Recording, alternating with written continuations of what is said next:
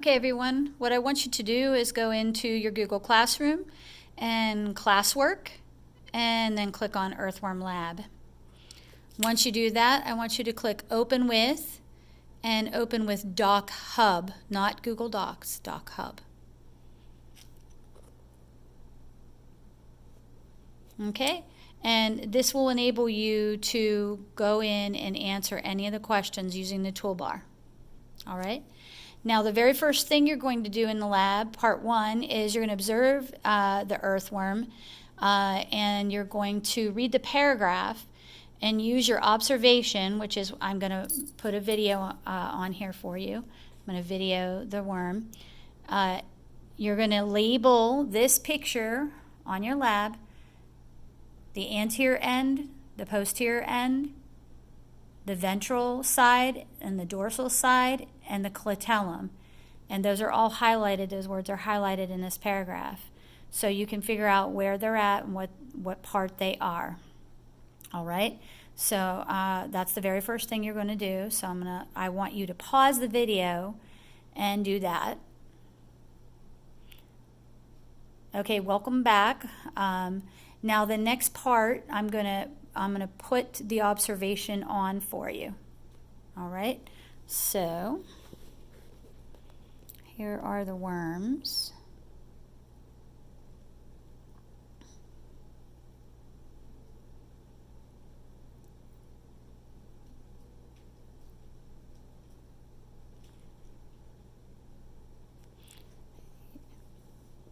So the end that's moving forward, that's the anterior end. So the end here that pulls back when the front end moves, that gets pulled, is the posterior end. Okay, and then this part right here that's really thick, that's closest to the anterior end, is called the clitellum. And if I flip him over, he flips right back. See, he's going to want to flip right back to the side he was on. So the top part is called the dorsal side, and then the part that's on the paper towel underneath is the ventral side. Okay? So go ahead and do your labeling. Okay, now the next part, it asks you to just make some hypotheses, say yes or no, to some questions. So, does it appear to have any sense organs like eyes or ears or nose or mouth? You'll put yes or no. Do you think the earthworm is capable of sensing light, odor, wet and dry, and touch? So you just put yes or no, whatever you think. This is your hypothesis, so I'm not going to be marking it wrong. As long as you fill it in, I know that you guessed what you think would happen. So there's no right or wrong answer in this hypothesis part, okay, of the lab. Do you think an earthworm has a brain? Yes or no? Okay. Okay, so for this next part, you are going to, I'm going to, and you're going to watch, place the worm on, stretched out across a paper towel that is dry and a paper towel that is moist. So it asks us to start our trial number one with the head starting on the dry to see what the worm will do. Okay, so we're going to do that. So this is the worm with the head starting on the dry.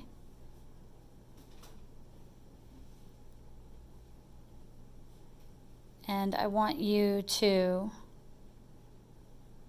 write down, this is trial one, what direction it heads. Is it heading towards the moist or the dry? Okay, we're about to do trial two. I'm going to place the head on the dry.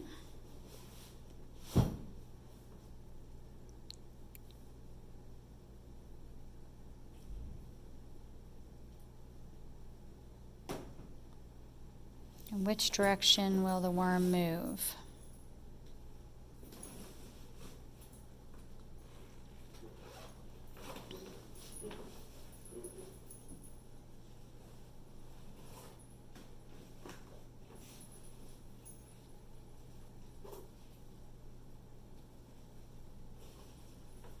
Okay.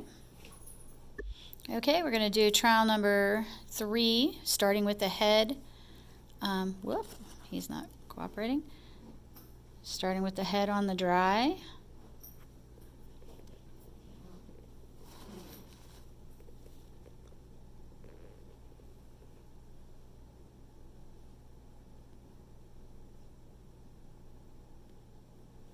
Okay, now you can record your data.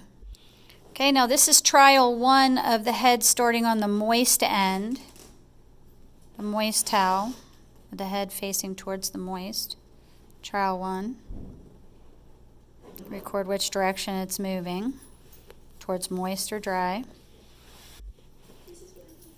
Okay, this is trial 2, putting it with the head on the moist and the tail on the dry. You guys want to record which direction it's moving towards.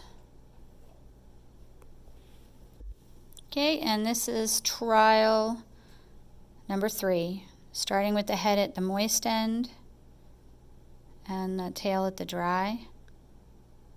I'm going to record in your data which direction they're moving. Is it moving towards moist or dry? Okay, now after recording the data from those trials, I want you to use that data to write a conclusion about whether the earthworm can sense moisture or dryness. Okay, the next investigation has us place a dry paper towel in the tray and put the worm in the center of the tray and use a pipette to drop water on its anterior end and record how it reacts, and then drop water on the posterior end and record how it reacts. Okay.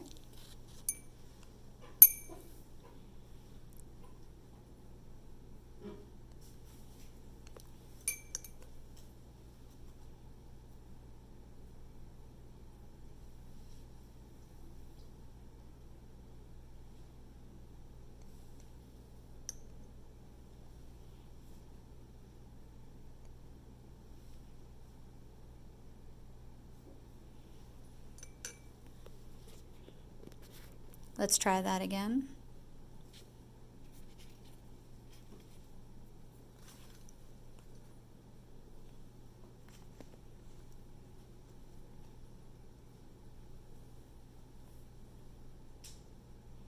Okay, now we're going to drop it on the posterior end, that's the back end. Oops, this dropper is not cooperating.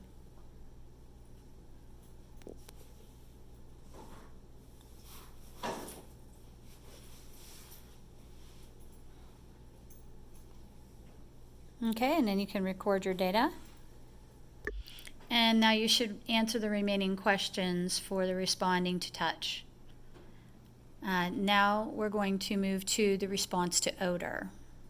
Okay, so testing for response to odor, I'm going to hold a Q-tip that I have dipped in ammonia. Ammonia is a strong cleaning agent, has a strong odor. I can't touch the worm with it though because it's toxic to the worm. So I'm only going to be able to hold it over close to it, and we'll see how it will respond. Okay?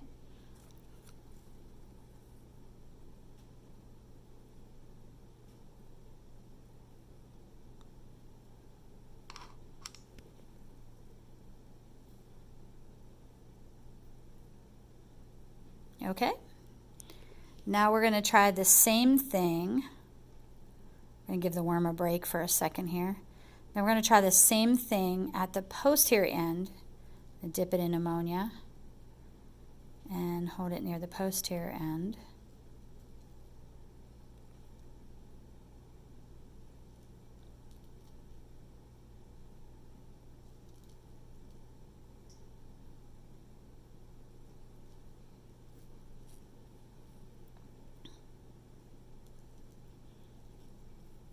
Okay, record your data and answer the questions under investigating the response to odor.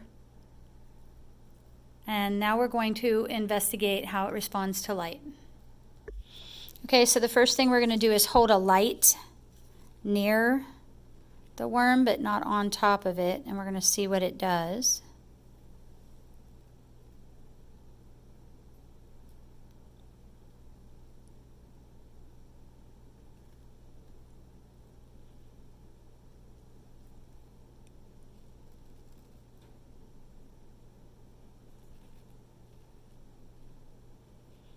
Okay, so you can record your data.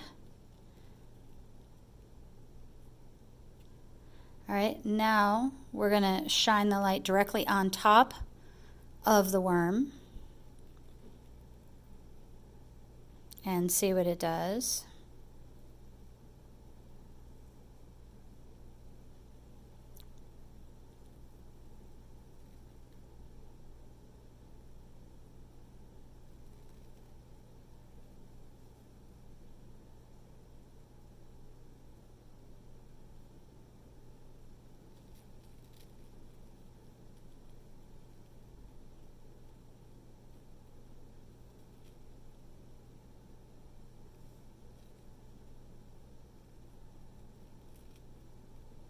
Okay, and you can record your data.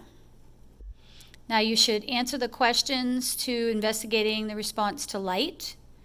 And that is the end of the hands-on part of the Earthworm Lab.